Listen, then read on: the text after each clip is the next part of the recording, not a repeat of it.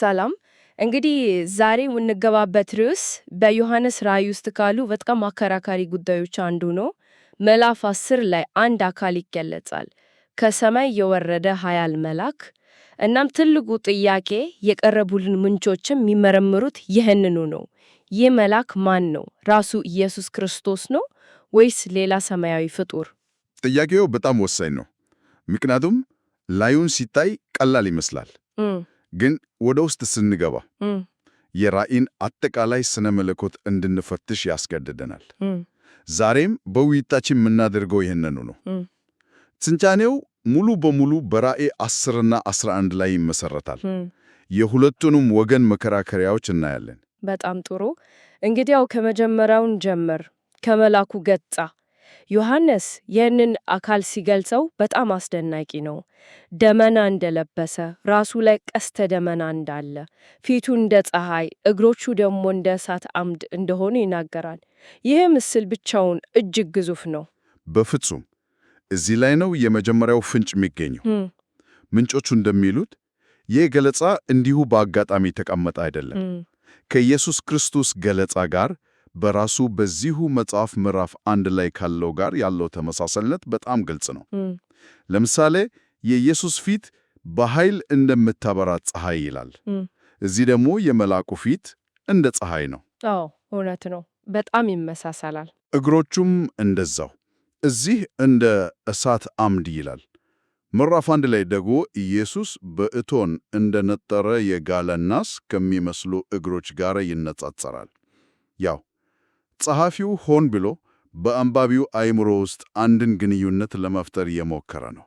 ቆይ ይህ በጣም ወሳኝ ነጥብ ነው። ይህ ማለት ዮሐንስ አንባቢዎቹ ይህንን መልአክ ሲያዩ ወዲያውኑ ስለ ኢየሱስ እንዲያስቡ ፈልገዋል ማለት ነው። በትክክል። ከዛም በላይ ይሄዳል። መልአኩ እንደሚያገሳ አንበሳ ይጮኻል ይላል። በራእይ መጽሐፍ ውስጥ ከይሁዳ ነገድ የሆነው አንበሳ የሚለው የማያሻማ የኢየሱስ ክርስቶስ መጠሪያ ነው። ስለዚህ ገጽታውም ድምፁም ሁለቱም በቀጥታ ወደ ክርስቶስ ነው የሚጠቆሙት። እሺ፣ ይህ ለመጀመሪያው ወገን መከራከሪያ በጣም ጠንካራ መሰረት ነው። ማለትም መልአኩ ኢየሱስ ነው ብሎ ለሚያምኑት ድርጊቶቹስ፣ እግሩም በባህርና በምድር ላይ ማድረጉ፣ ይህ ምን ማለት ነው? በጣም ትልቅ ትርጉም አለው። በጥንቱ ዓለም አስተሳሰብ ምድርና ባህር መላውን ፍጥረትን ነው የሚወክሉት። አንድ አካል በሁለቱም ላይ እግሩን ሲያስቀምጥ በፍጥረት ሁሉ ላይ ፍጹም የሆነ ሉዓላዊ ሥልጣን አለኝ እያለ ነው። ይሄ ደግሞ የእግዚአብሔር ብቻ የሆነ ሥልጣን ነው። ስለዚህ ድርጊቱም መለኮታዊ ሥልጣንን ነው የሚያሳየው? አዎ፣ ከኢየሱስ ማንነት ጋር በቀጥታ ይገናኛል። ራሱ ክርስቶስ ሥልጣን ሁሉ በሰማይና በምድር ተሰጠኝ ካለው ጋር ያስተጋባል።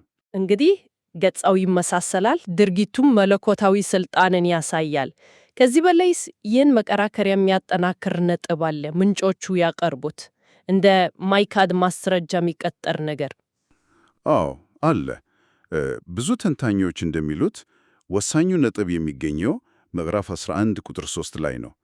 ይህ ኃያል መልአክ ንግግሩን ሲቀጥል ለሁለቱ ምስክሮቼ ሥልጣንን እሰጣለሁ ይላል። ቆይ ሥልጣንን እሰጣለሁ? አዎ። እስቲ ለአንድ አፍታ እናስበው። ይህን ቃል ማለት የሚችለው ማን ነው? ሥልጣንን በራሱ የሚሰጥ የሥልጣን ምንጭ የሆነ አካል ብቻ ነው። በመጽሐፍ ቅዱስ አስተምሮ ይሄ እግዚአብሔር ብቻ ነው። በአዲስ ኪዳን ስነ መለኮት ደግሞ ይህንን ሥልጣን ያለው ራሱ ኢየሱስ ክርስቶስ ነው። ስለዚህ ይህንን ቃል የተናገረው ኃያሉ መልአክ ከሆነ መልአኩ ራሱ ኢየሱስ መሆን አለበት የሚለው መከራከሪያ እጅግ በጣም ጠንካራ ይሆናል። እውነት ነው። ይህ በጣም ከባድ ቃል ነው። ግን አንድ ጥያቄ አለኝ። ኢየሱስ መልአክ ተብሎ ሊጠራ ይችላል። ያ ከስነ መለኮት አንጻር እንዴት ይታያል? መልአክ ስንል ፍጡር ማለታችን አይደለም? በጣም ጥሩ ጥያቄ ነው። ምንጮቹም ይህን አነስቶ ያብራራሉ። መልአክ ወይም በግሪክ አንጌሎስ የሚለው ቃል መሰረታዊ ትርጉሙ መልእክተኛ ማለት ነው። ኢየሱስ ደግሞ የአብ መልእክተኛ ሆኖ ወደ ምድር መጥቷል። ስለዚህ በተግባራዊ ትርጉሙ መልአክ ሊባል ይቻላል።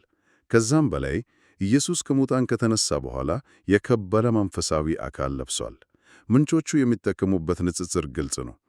ኢየሱስ ሁለተኛው አዳም ሆኖ እንደመጣ የመጀመሪያው አዳም ብቻ እንዳልሆነ ሁሉ እንደ መልአክ ቢገለጡም ከተፈጠሩት መላእክት አንዱ አይደለም። እሱ ፈጣሪ ነው። እሺ፣ አሁን በጣም ግልጽ ሆነ። እስካሁን የቀረቡት ነጥቦች ገጽታው፣ ድርጊቱ፣ የተናገረው ቃል ሁሉም መልአኩ ኢየሱስ ነው ወደሚለው ያመራሉ። ጉዳዩ እዚህ ላይ የተዘጋ ይመስላል። ነገር ግን ምንጮቹ እዚህ ላይ አንድ ትልቅ ግን ያስቀምጣሉ። የሌላኛው ወገን መከራከሪያ ምንድን ነው? እንግዲህ እዚህ ላይ ነው ነገሩ ውስብስብና በጣም አስገራሚ የሚሆነው። መልአኩ ኢየሱስ አይደለም ለሚለው ወገን የቀረበው ዋነኛ መከራከሪያ በራእይ 10 ቁጥር 8 ላይ ይገኛል። ዮሐንስ እንዲህ ይላል፣ ቀደም ብዬ ከሰማይ ስሰማው የነበረው ድምፅ እንደገና ሲናገረኝ፣ ይሄ ከሰማይ የመጣ ድምፅ ለዮሐንስ ትእዛዝ ይሰጠዋል። ሂድና በባሕርና በምድር ላይ ከቆሙ መላእክቶች የተዘረጋቸውን መጽሐፍ ውሰድ ይለዋል። እና ይሄ እንዴት ነው ችግር የሚፈጥረው? እስቲ እናስበው። ራሱ ኢየሱስ ክርስቶስ በቦታው ቃለ ከእርሱ በላይ ሆኖ ትእዛዝ የሚሰጥ ሌላ ድምፅ ከሰማይ ለምን ይመጣል? ይሄ አንድ የሥልጣን ተዋረድ እንዳለ ያሳያ። ከላይ በሰማይ ያለ አካል መሬት ላይ ላለው መልአክ ሳይሆን በቀጥታ ለዮሐንስ ትእዛዝ የሰጠ ነው። ያ ማለት መልአኩ የላቀ ሥልጣን ካለው አካል የተላከ መልእክተኛ ነው እንጂ ራሱ ያ የላቀው አካል ማለትም ኢየሱስ እንዳልሆነ ያመለክታል። በጣም ትልቅ ነጥብ ነው። ስለዚህ መልአኩ ትእዛዝ ተቀባይ እንጂ ሙሉ በሙሉ ሰጪ አይደለም እያልን ነው። በተወሰነ መልኩ አዎ። ከዛ በተጨማሪ ጽሑፉ ራሱ በግልጽ ኃያል መልአክ ነው የሚለው በጥንቱ ግሪክ አንጌሎስ እስኬሮስ እና ምንጮቹ እንደሚጠቆሙት እንደ ራእይ ባሉ ጥንቃቄ በተሞላባቸው ጽሑፎች ውስጥ አንድ ቃል በተደጋጋሚ መጠቀሙ የጸሐፊውን ሐሳብ ለመረዳት ቁልፍ ነው። ይሄ አንጌሎስ እስኪሮስ የሚለው ቃል ሌላ ቦታ ላይ ተጠቅሷል ማለት ነው? አዎ፣ እና ይሄ ነው ወሳኙ ነጥብ። ይኸው ቃል በራእይ 5 ቁጥር 2 ላይ ሌላ መልአክን ለመግለጽ ጥቅም ላይ ውሏል። ያ ኃያል መልአክ መጽሐፉን ሊዘረጋና ማኅተሞቹን ሊፈታ የሚገባው ማን ነው ብሎ ይጠይቃል። ለዚህ ጥያቄ መልስ የሆነው ደግሞ ኢየሱስ ነው፣ ከይሁዳ ነገድ የሆነው አንበሳ። ስለዚህ ያ በምዕራፍ 5 ላይ የተጠቀሰው ኃያል መልአክ በግልጽ ኢየሱስ አይደለም፣ ስለ ኢየሱስ የጠየቀ ነበር። ዋው! ይሄ በጣም አስደሳች ነው። ስለዚህ ዮሐንስ በምዕራፍ 10 ላይ ያንን ቃል ሲጠቀም አንባቢው ሌላ ኃያል መልአክ እንደሆነ እንዲያስብ ፈልጎ ሊሆን ይችላል። በትክክል ይህ ነው የክርክሩ ነጥብ። ከዚህም በተጨማሪ በጥንት ዘመን መላእክት የእግዚአብሔርን ክብር ይዘውና በስሙ ይመጡ ነበር፣ ግን ራሳቸው እግዚአብሔር አልነበሩም። ለምሳሌ በብሉይ ኪዳን ከሙሴ ጋር በደብረ ሲና የተነጋገረው መልአክ የእግዚአብሔርን ሥልጣን ይዞ ነበር። እኔ ነኝ ብሏል፣ ግን ራሱ እግዚአብሔር አልነበረም፣ የእግዚአብሔር ወኪል ነበር። ስለዚህ ይሄ በራእይ 10 ላይ ያለው ኃያል መልአክም የክርስቶስን ገጽታና ሥልጣን ተላብሶ የመጣ ግን ራሱ ክርስቶስ ያልሆነ መልእክተኛ ሊሆን ይችላል። አሁን የሁለቱም ወገን መከራከሪያዎች ምን ያህል ጠንካራ እንደሆኑ ማየት ችያለሁ። በአንድ በኩል ከኢየሱስ ጋር ፍጹም ተመሳሳይነት ያለው አካል አለ፣ በሌላ በኩል ደግሞ በግልጽ መልአክ ተብሎ የተጠራ። ሁለቱም ወገኖች የማይካዱ የሚመስሉ ማስረጃዎች አሏቸው። ምንጮቹ እንደሚሉት ይሄ ውዥንጅብር የሚመነጨው ከየት ነው? ያው ትንታኔው እንደሚያሳየው የክርክሩ ማዕከል አንዱ በራሱ በጽሑፍ ውስጥ ያለው አሻሚነት ነው። እንዴት ማለት? የትርጉም ስህተት አለ እያለን ነው? የግድ የትርጉም ስህተት አይደለም፣ ነገር ግን የጥንቱ የግሪክ ጽሑፍ ግልጽ አለመሆን ነው። ለምሳሌ ዮሐንስ በራእይ 10 ቁጥር 11 ላይ እንደገና ትንቢት ተናገር ዘንድ ይገባል ሲባል ይህንን የተናገረው ኃያሉ መልአክ ነው ወይስ ከሰማይ የመጣው ድምፅ? አንዳንድ የእጅ ጽሑፎችና ትርጉሞች እነርሱም አሉኝ ሲሉ፣ ሌሎቹ እርሱም አለኝ ይላሉ። ተናጋሪው ማን እንደሆነ ግልጽ አይደለም። ቅድም ያነሳነው ወሳኙ ጥቅስስ ለሁለቱ ምስክሮቼ ሥልጣን እሰጣለሁ የሚለው ያም እንዲሁ ነው። በራእይ 11 ቁጥር 3 ላይ ያለው ቃል የመልአኩ ንግግር ቀጣይ ክፍል ነው ወይስ ከሰማይ የመጣው ድምፅ ነው የተናገረው? የግሪክ ጽሑፉ ሥርዓተ ነጥብ ስለሌለው የአንዱ ንግግር የት ቦታ እንዳለቀና የሌላው የት እንደጀመረ ለማወቅ አስቸጋሪ ነው። መልአኩ ከሆነ የተናገረው እሱ ኢየሱስ የመሆኑ ዕድል በጣም ከፍተኛ ነው። ድምፁ ከሆነ ግን ያኔ መልአኩ ኢየሱስ ላይ ሆኖ ይችላል። በቃ የአንድ ሙሉ ስነ መለኮታዊ ክርክር መሠረቱ የአንድ ተውላጠ ስም ባለቤት ማን ነው በሚለው ላይ ነው የተንጠለጠለው። ታዲያ ይሄ ሁሉ ምን ማለት ነው? ምንጮቹ የሚያቀርቡት መደምደሚያ ምንድን ነው? ምንጮቹ አንድ ወገንን በፍጹም አይመርጡም እና የትንታኔው ውበት ይሄ ነው። ይህ ኃያል መልአክ ኢየሱስ ነው ወይም አይደለም ብሎ በእርግጠኝነት መደምደም እንደማይቻል ይገልጻሉ። የሁለቱም ወገን መከራከሪያዎች እኩል ክብደት አላቸው። ስለዚህ ምክራቸው ጽሑፉ በግልጽ መልአክ ብሎ ስለገለጸው ቃሉን እንዳለ ተቀብሎ እንደ ኃያል መልአክ መመልከቱ የተሻለ ሊሆን ይችላል የሚል ነው። ይህም እንደ ራእይ ባሉ የአፖካሊፕቲክ ሥነ ጽሑፎች ውስጥ ያለውን ውስብስብነት ያሳያል። ስለዚህ ምናልባትም የጸሐፊው ዋና ዓላማ ማንነትን በትክክል መለየት ላይ እንድናተኩር ላይሆን ይችላል።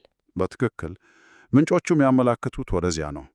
ምናልባት የዮሐንስ ዋና ዓላማ ይህ መልአክ ማን ነው ከሚለው ጥያቄ ይልቅ ይህ መልአክ የሚያመጣው መልእክት ምን ያህል ከባድና መለኮታዊ ሥልጣን ያለው ነው ብለን እንድናስብ ፈልጎ ሊሆን ይችላል። ትኩረቱ ገጸ ባህሪው ላይ ሳይሆን በሚይዘው መልእክት ላይ እንዲሆን ታስቦ ሊሆን ይችላል። እንግዲያው ዛሬ በራእይ መጽሐፍ ውስጥ ስለተገለጸው ኃያል መልአክ ማንነት አንድ ጥልቅ ውይይት አድርገናል። በአንድ በኩል እንደ ኢየሱስ የሚመስልና የሚናገር፣ በሌላው በኩል ደግሞ መልአክ ተብሎ የተጠራ አንድ ምስጢራዊ አካልን አግኝተናል። ክርክሩ ለምን ለዘመናት እንደቀጠለ በግልጽ መረዳት ይቻላል። በፍጹም የዚህ መልአክ ማንነት ጥያቄ በቀላሉ ማን ነው ለሚለው መልስ ብቻ አይደለም። ይልቁንም ስለ ክርስቶስ ባህሪ፣ ስለ ሰማያዊ መልእክተኞች ሚና እንዲሁም ስለ መጽሐፍ ቅዱሳዊ ቋንቋ አጠቃቀም ጥልቅ ግንዛቤ እንድናገኝ ያስገድደናል። አንዳንድ ጥያቄዎች መልስ ከማግኘታቸው ይልቅ ጥልቅ ምርምር ውስጥ በመክተታቸው የበለጠ ዋጋ አላቸው። ለአድማጭ የሚታይ አንድ የመጨረሻ ሐሳብ አለ። ቀደም አንጌሎስ ኢስኪሮስ ወይም ኃያል መልአክ የሚለው ግሪክ ቃል በራእይ 5 ላይም እንደሚገኝ ጠቅሰናል። በዚያ ስፍራ ያ ኃያል መልአክ መጽሐፉን ሊዘረጋ የሚገባው ማን ነው ብሎ ይጠይቃል። መልሱም ኢየሱስ ነው። ይህም የሚያሳየው ያኛው ኃያል መልአክ ኢየሱስ እንዳልነበረ ነው። ታዲያ ጸሐፊው አንድ አይነት መጥሪያ ለተለያዩ ሰማያዊ አካላት መጠቀሙ ምን ሊያስተምረን ይችላል? ምናልባት በሰማያዊ ዓለም ውስጥ ኃያል መልአክ የሚለው መጥሪያ የአንድን ግለሰብ ማንነት ሳይሆን አንድን የተወሰነ ተግባር ወይም ሚና የሚገልጽ ማዕረግ ሊሆን ይችላል።